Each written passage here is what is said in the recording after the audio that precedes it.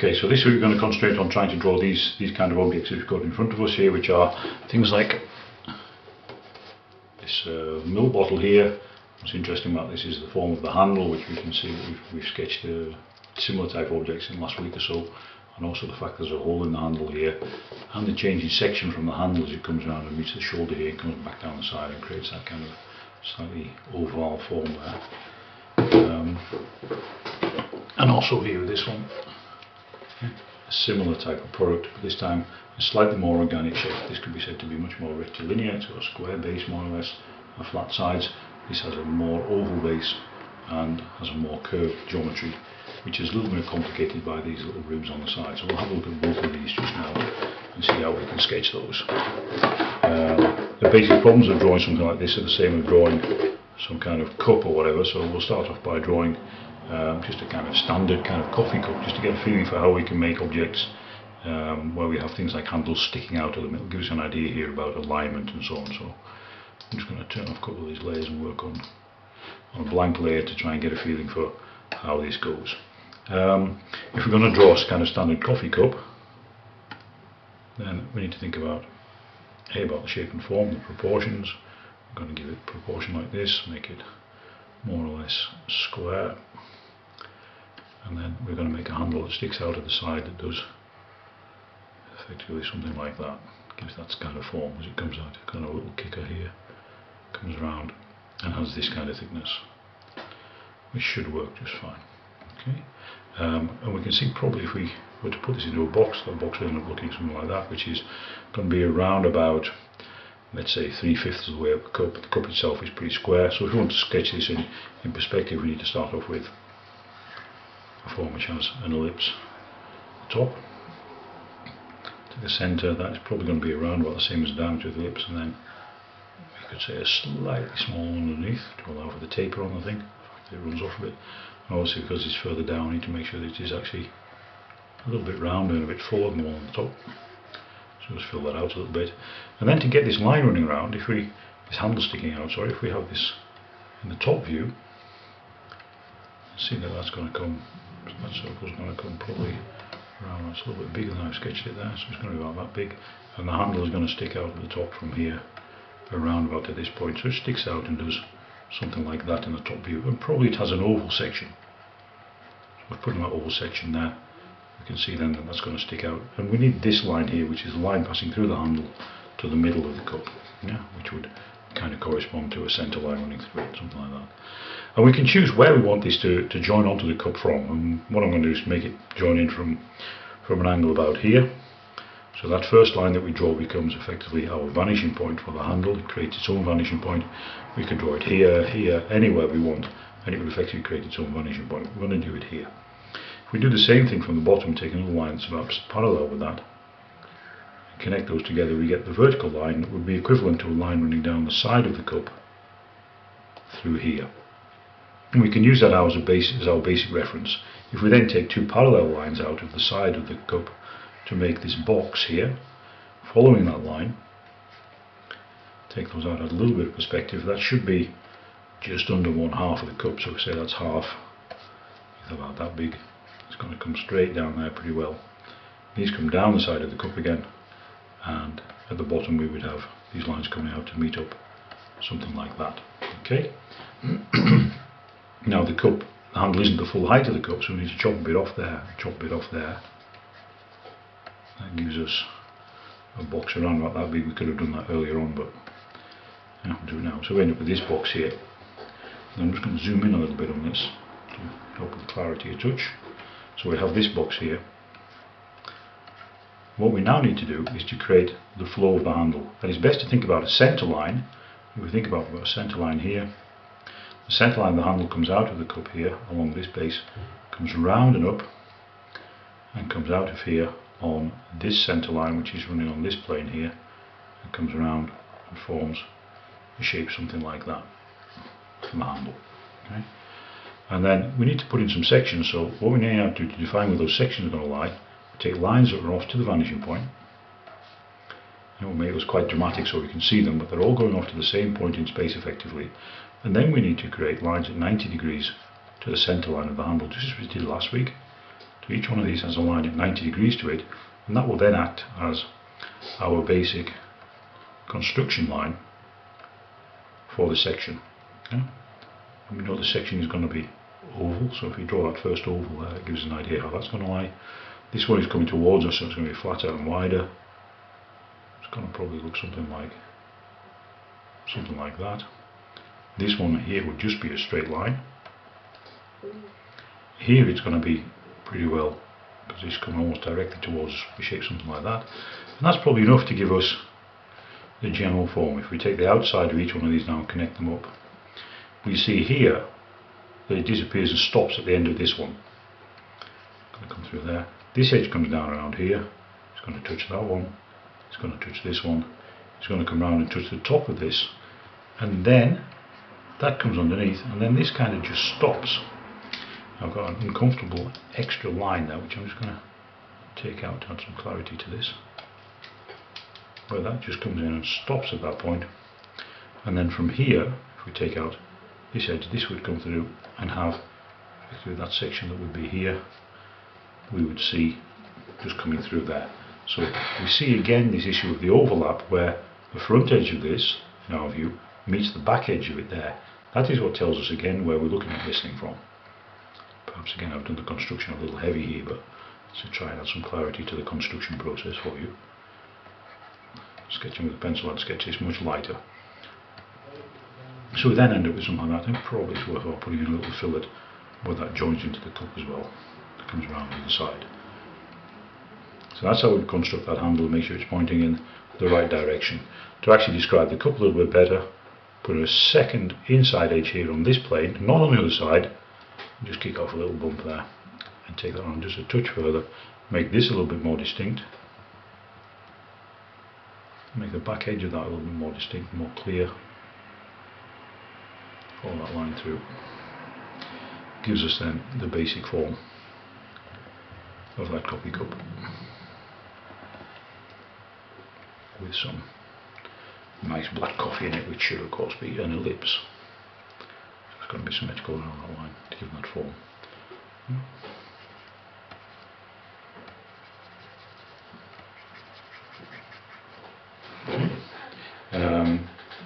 That's the basic principle, and it comes down to this box, and the fact that this box here is pointing in the correct direction. So that's something that we need to look at really carefully. So we have to make sure that we've got something sticking out of the object, that we really think about how we construct the framework in which we draw it. So that's a real critical aspect there. And it's no different with bottles. If we draw these bottles, you have a look at the bottles in turn. We start off with this milk carton, which is the more rectangular of the two. Take that for example. It's worthwhile at this point trying to create a kind of structure for it to say how big and what the general proportions are. And if we look carefully at the thing, see here we can see that we've got a square here, and above that square we've got another block which is around about half the height of the square. So we can say we've got a 3-to-1 relationship in the height. The side is again a 3-to-1 relationship of square 1, 2, 3 more or less. So each one of these blocks is 3. This effectively comes then here, becomes effectively 6 boxes, and this is 3. So we get a 3-to-6 relationship, you could argue. So if we draw that first in the side elevation, take a box, go back to a more neutral colour. For some reason I always like to draw blue, or a tone of blue anyway. That gives us 1, 2, 3. That gives us the front elevation. That gives us more or less 6. It's not quite square, but take those along a little bit more. We get that kind of proportion.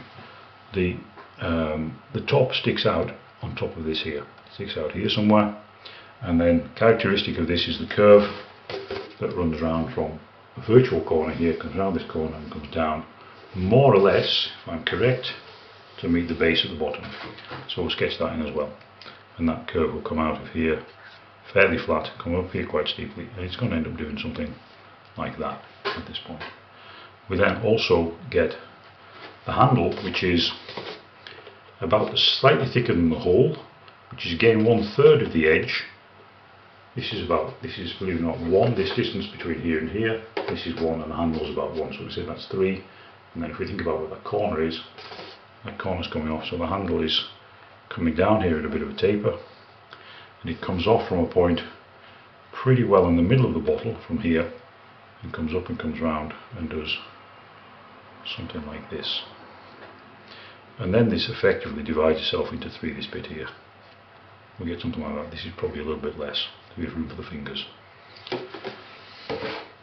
It's important then to understand the basic form here as this shoulder, because we see here the handle comes down, is thinner, and then widens out to the full width of the bottle around about halfway up. So this is 1 and this is 1 in this case. So we know then if we look to a side elevation, or again we've got our vertical height and we've got effectively 3 squares we've decided is the correct proportion for the side view. The handle's going to sit in the middle of that space, the lid sits on the top, and this round part comes from pretty well, we can say just above the middle of the handle, or 1, 2, it's about 2/3 of the way up the top half, so we say that's half, so that round part that curves off from there down to here, something like that.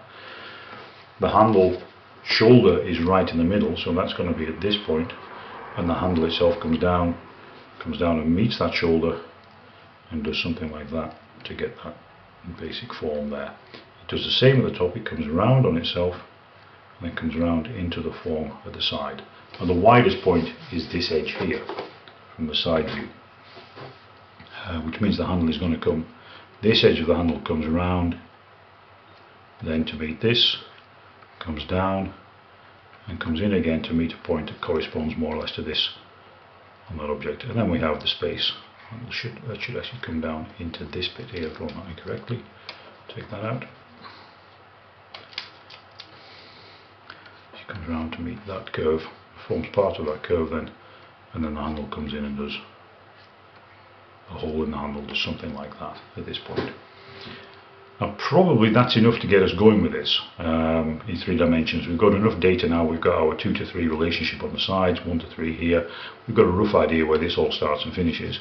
We can use this now to really sketch the thing in form. So if you start with then a kind of 6 by 6 box,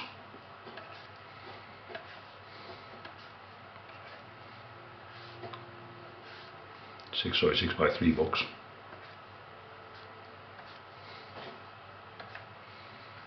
Again, making sure that box has a reasonable perspective structure. The handle is going to, the bottle is going to fit into this construction here. We'll put in the back edges because we're going to need those. Put this one in here and this one in here and get that centered then on there. That's where, actually I'm going to make a center on this one because then we draw the handle, so on the opposite side of the handle. The lid is going to sit around this space here somewhere, and we'll see if we actually see much of that later on when we see it. Sketch that quite loosely. We need the curve, the main curve that runs around from here into here. Take that through, that's going to be an important aspect. Try and do that with one smooth flowing curve if you can, because it helps the clarity of the form. And then we've got the problem of where the handle starts and finishes. Now we know here in this view above that the handle is pretty well starting on the center line here and goes up and follows a curve that comes around from the base of the, little bit outside the base here, comes out to a point that comes in around about here. So we've got that secondary curve which is now on the center line, so everything is then symmetrical on that curve, and we have the width of the handle that comes round under here and appears to do something like that until it joins that shoulder and then jumps down. It's important that these things are symmetrical at this point where that joins in. We've then got the width of the handle, the hollow space for the handle, and the fact that that curve, that surface from here comes up, this comes round and joins into that form, and it creates a kind of form like that. And if we look from this particular view, we're going to see something like that on the inside of it, where that comes round. The rest comes round into the lid. This edge comes up, it's got a radius on it, so it'll be a bit smaller, comes along and breaks off around about the same point as this, and forms part of that curved plane that runs round into the neck of the bottle. So we will see the lid sticking out a little bit, but you won't see much of it. So we then get something like that. So by positioning that handle on that curve, that allows us to, again the whole thing should be a little bit softer and rounder, that allows us to position and work out the basic geometry of where everything goes. Now the handle here doesn't have a lot of detail, so what I'm going to do is I'm just going to hide the bottle for a minute.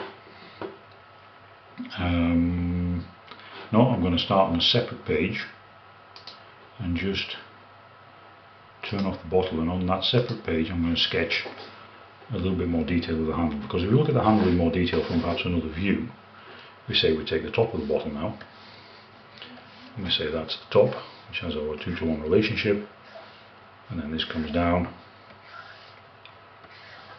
the lid sits in this space, again it's a vertical cylinder, so it's going to be more or less symmetrical here, and it's going to be symmetrical and give us that type of form there, around about that proportion. I think maybe a little on the large side, but we'll go with it. Our centre line is actually more realistically here. Comes down to a point 1, 2 in between these two. The centre line of the handle. The edge line is running, it's going to be down here somewhere, a little bit off the page. Classic schoolboy arrow, I'd say. That curve comes up, that curve comes up to there.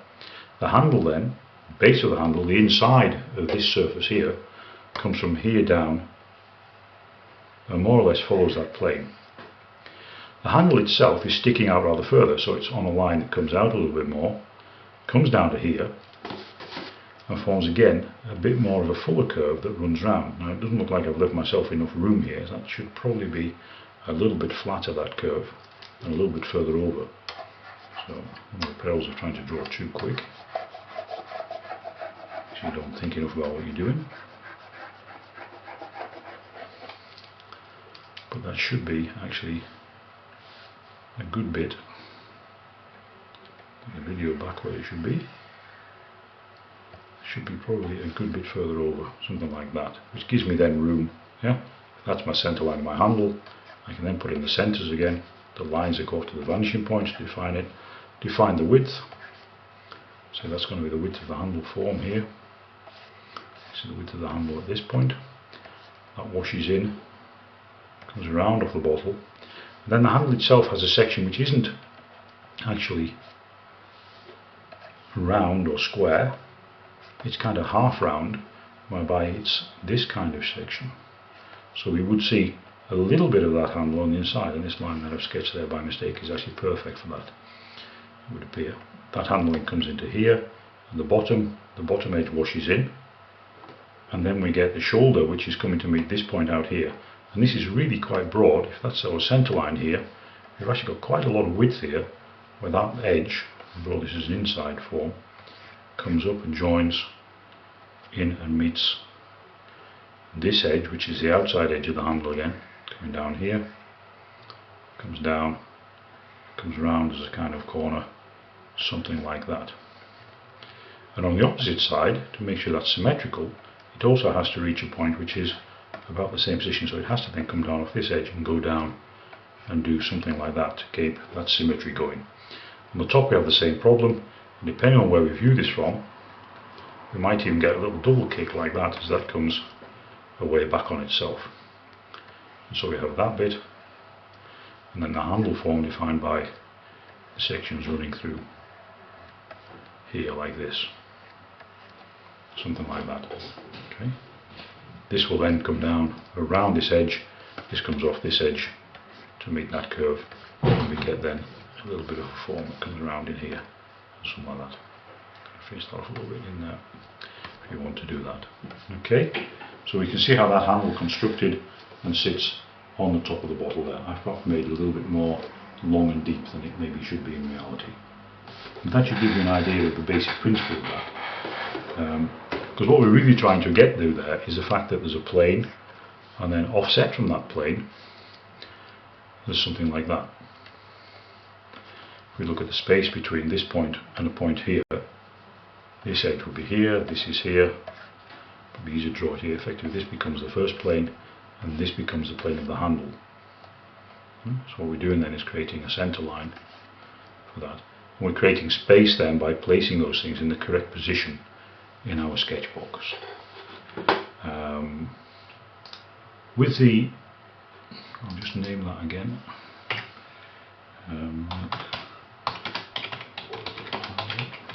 Go any further and hide that. If we then look at the washing up liquid bottle, which is a rather more complex form, doesn't have such a strong geometry as this thing with this rectangular form. It has a more oval structure in the base, but we can still use the same basic principle of drawing a box if we look carefully at the proportions. It's important to get an idea of the proportions of this thing. Again, we've probably got a 2-to-1 relationship in the height, and in the width then, if we say we've got 1, 2, 3, 4 possibly to the top of the thing. Let's just check that, because it's oval, it's a little bit hard to estimate. 1, 2, bottle's getting 3, so we've got here 2, and on the side we've got 3 to 1 again. So that gives us again, let's make this washing up. Here we then get again a box. This time we'll have a centre line because the lid is on the centre line, and this box we said was effectively 2-to-1.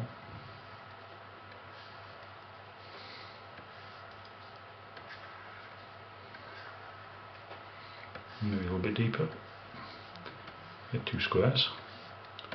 Something like that probably, closer to reality. And it's a kind of bullet shape where that bullet starts at the top here, the lid, which is a rather bigger lid than the other one. And that bullet shape comes up and creates kind of symmetrical curves a little bit like that. I estimate that that's about right. And then that handle form comes off a line which comes straight down the side here, effectively a virtual line, and joins effectively one of those, starts around about the same distance from the top as the lid, and comes down to around about here, and then follows that line, and then the inside of the handle comes around and follows and does something like that at this point. And we also have these little fillets or flutes, as we might call them, that run up the side. There are these little sections which are taken out, actually runs right up the side, doesn't stop there on that side. Plus we have a line which kind of kicks through off there, which isn't a particularly dominant feature, but you do see it reflected in the graphic. So I would say that that line is worthwhile drawing. Okay. We could also argue there's a bit at the bottom as well, where there's a line that defines this bit here at the bottom as well, which is a little step, if you can just see that in the bottom. The side elevation again from the handle view then. The handle again narrows and takes up this much space about, and we have our, again, I want to say 3-to-1 relationship. 1, 2, 3.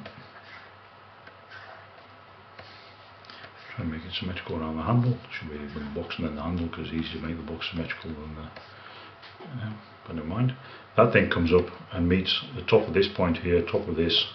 It's oval, so we actually get a sort of double section here.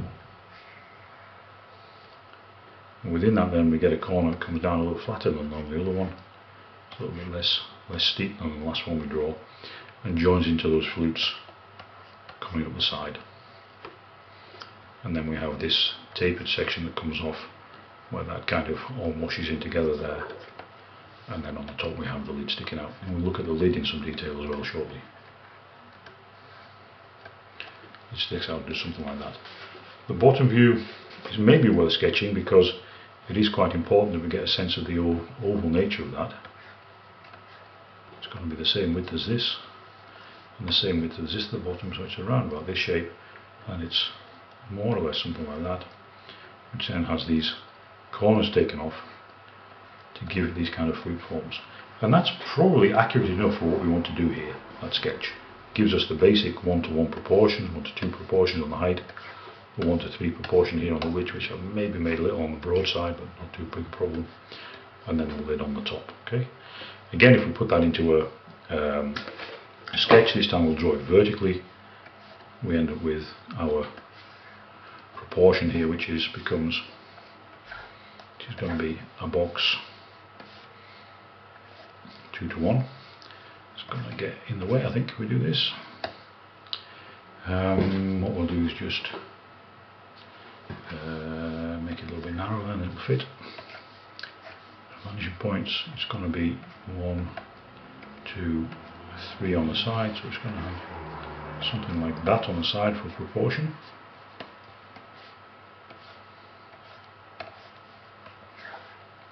End up with a box that's going to be something like that, which again is quite loose, but it's probably near enough. And in the middle of that, on the top, we have our lid, which remains a horizontal ellipse, sticks out, and like I say, we'll zoom in on that in a little bit and draw something a little bit more detailed there. And then we've got to try and position the handle again, and we know that this is a kind of bullet shape that comes up from halfway up the form. So if we put in that bullet form that comes up and round, do the same thing on the opposite side. The line that's going to be around about here, that's the centre line.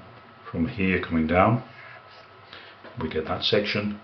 The front has a very gentle taper on it, a very gentle taper there. So that comes out from here and joins probably on the outside around about this point. It has a very flat section here. We can take that down. And coming up from the handle height, top point, which is, we've said, is about the same height as the lid down, which is going to be then about here. That's where the handle form comes in, starts to come around the side, symmetrical again on that centre line. And now the handle is a more rectangular form, so the edge is going to be something like that on the rectangle section. It's going to come round, comes in to open that form up, and then comes back down, and we see the inside of the handle then just doing something like that. We also see this point reflected directly opposite over here, where that comes out to meet it now, and comes up again on the back of the bottle and comes up and appears to go a little bit behind the bottle. That's the basic form, but what we need to watch a little bit is that that's also symmetrical. These points seem to correspond where these bumps meet each other on the outside, and the fact that here we've got this bit chopped out of the corner. Effectively we have something like that actually sits right on the corner, which means I'm drawing it slightly in the wrong place here. Does something like that, which means that this corner disappears, and then does something like that, and this corner here also disappears, but goes right up the side. But from where I'm looking, we don't really see any of that, and then we see this curve on the front. So we then get the basic bottle form working.